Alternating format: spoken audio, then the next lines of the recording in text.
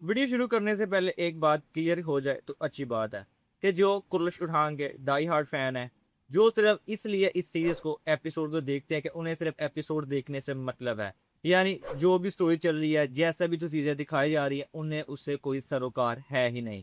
तो ये वीडियो अभी ही आप लोग स्किप कर दें, क्योंकि वीडियो देखने के बाद फिर आप लोग कमेंट्स करेंगे कि भाई तुम्हें बहुत ज़्यादा मसला है इस सीरीज़ से, तुम्हें इतनी ही ज़्यादा ये नापसंद सीरीज़ लगती है तो तुम देख ही क्यों रहे हो इस सीरीज़ को। और अगर तुम इस सीरीज़ को देखते हो, एपिसोड को देख रहे हो, तो इसके ऊपर इस तरह के नेगेटिव रिव्यूज़ देने का तुम्हारा क्या मतलब है। तुम गलत वे के अंदर जाकर नेगेटिव रिव्यूज़ दे रहे हो इस सीरीज़ के बारे में, इतनी बुरी है नहीं जितना तुम बुरा बना के इसको पेश कर रहे हो।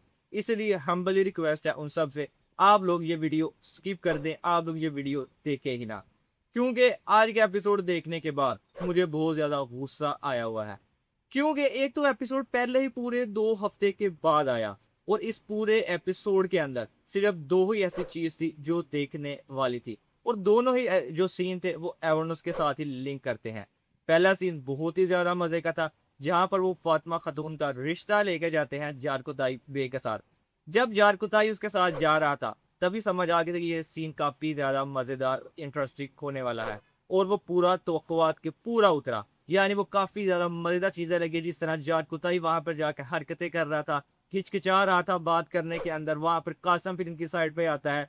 जो भी इनके दरमियान वहाँ पर डायलॉग थे वो काफ़ी ज़्यादा मज़ेदार थे। जिस तरह वहाँ पर रिएक्शन दिए गए, रिएक्ट किया गया, 1000 बकरियाँ दी जाएँगी, इतना किया जाएगा। और सबसे ज़्यादा जब उन्होंने ये बात की कि फातिमा खातून के वज़न जितना, आगे तो हम समझ ही गए थे वो सोने की बात करने लगा। यहाँ पर जो जाट ने रिएक्शन दिया था वो बहुत ही ज़्यादा मज़े का था। लेकिन इस सारे सीन को एक डायलॉग ने बर्बाद कर दिया, और वो कौन सा डायलॉग था, जब कासिम ने ये बात की कि हर कोई अलाउद्दीन अमजा आपकी तरह भगा कर शादी नहीं कर सकता, इसलिए आप ये राजी हो जाए। यानी इस डायलॉग का क्या मतलब बनता था इस सीरीज के अंदर। अब वो से लोग बोलेंगे यहाँ पर भी कि यार एक इंटरटेनमेंट के तौर पर था, आप इतना इस बात को सीरियस क्यों ले रहे हैं।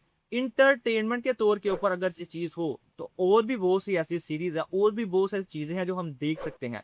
लेकिन ये इसलिए देखते हैं कि ये एक हिस्टोरिकल चीज़ें हैं।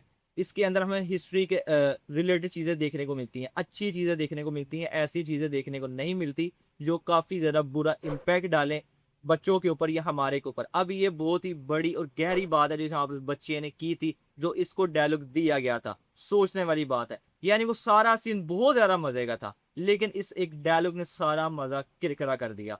और दूसरा जो सीन था वो भी इन्हीं के साथ लिंक करता था, एवनस और फातिमा के साथ।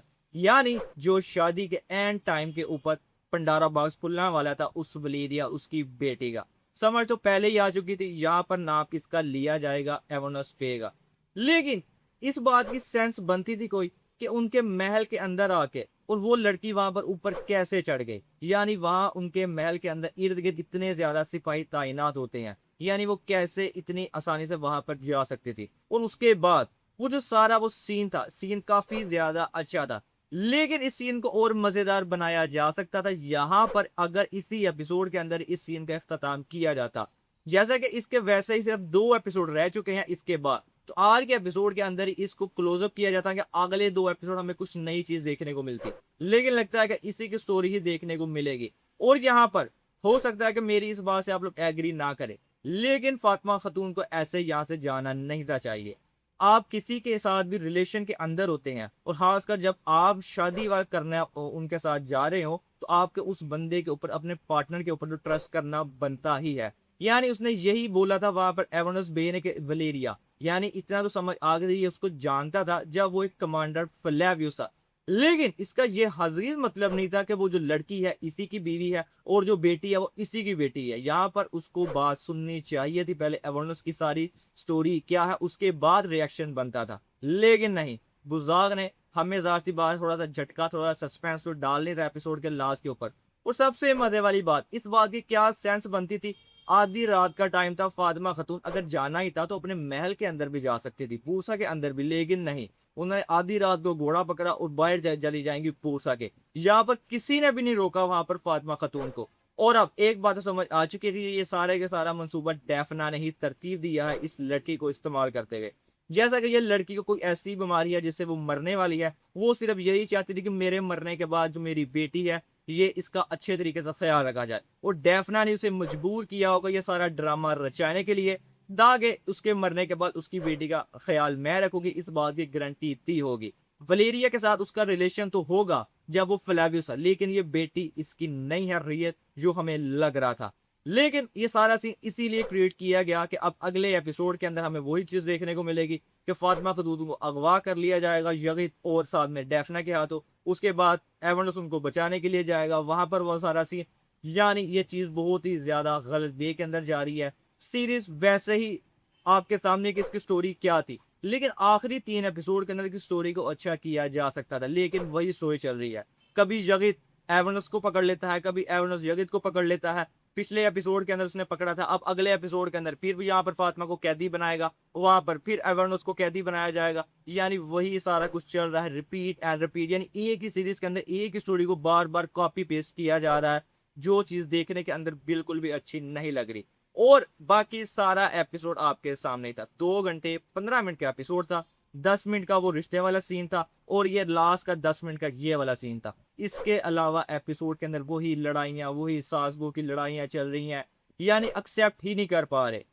इसको स्टोरी को आगे बढ़ाना हो तो ये तुक बनता था, लेकिन जब आप इसको वाइंड अप की तरफ आ रहे हैं, ये चीजें दिखाना नहीं थी बनती, क्योंकि इसके बाद सिर्फ 2 ही एपिसोड पीछे रह चुके थे। उस एपिसोड के अंदर हमें कुछ इजनिक और इजमिर के अंदर जो लड़ाइयाँ थी वो दिखाई जाती, लेकिन नहीं। बुज़दाग लगता है कुछ एक्स्ट्रा ही ड्रामे देखे हैं उसने पिछले सीजन के अंदर जाके इंडिया के, इसीलिए वो सारी के सारी उसी को स्टोरी को कॉपी पेस्ट कर रहा है। यहाँ पर ये भी लोग बोलेंगे भाई ऐसा तो नहीं है, लेकिन अगर उन्होंने कभी इस तरह की चीज़ें देखी होंगी, देखी ही होनी, ऐसा तो मैं नहीं मानता कि कभी देखी ना हो। तो सारी की सारी वही चीज़ें कि वही लड़ाइयाँ चल रही हैं, ऐसा बिल्कुल नहीं था दिखाना चाहिए। और वो क्या सुल्तान बनेगा जिसकी बीवी उसके काबू में नहीं है, यानी उसकी बीवियाँ उसकी बात ही नहीं मान रही, ना नीलोफर उसकी बात मान रही है, ना स्पोर्जा खतून उसकी बात मान रही है। और ये सिर्फ ना सिर्फ अकेले में बल्कि उनके सिपाहियों के सामने भी ये सारी चीज़ें हमें देखने को मिलती हैं। तो उस सुल्तान की दूसरे लोग क्या ही बात मानेंगे। यानी बहुत ही करैक्टर हल्का दिखाया गया है यहाँ पर सुल्तान उरहान का, ऐसा बिल्कुल दिखाना नहीं था चाहिए। ये सल्तनत उस्मानिया का पहला सुल्तान था, उसके करैक्टर को इतना ज़्यादा हल्का करके दिखाने का कोई मतलब नहीं था बनता। बाकी मुझे तो अब आखिरी 2 एपिसोड से बिल्कुल उम्मीद रही ही नहीं, यानी थोड़ी बहुत उम्मीद जागी भी थी कि आखिरी 3 एपिसोड है तो अच्छी चीजें देखने को मिलेंगी, लेकिन अब ऐसा बिल्कुल नहीं होने वाला। अगले एपिसोड के अंदर भी स्टोरी इसी के इर्द गिर्द ही घूमती हुई नजर आने वाली है। बाकी आप लोग कमेंट करके जरूर बताएं कि आज का एपिसोड आप लोगों को कैसा लगा, कौन सी चीज आपको सबसे ज्यादा अच्छी लगी, कौन सा सीन सबसे ज्यादा आप लोगों को अच्छा लगा। आज की वीडियो के अंदर बस यही था, मिलते हैं आपसे नेक्स्ट वीडियो में।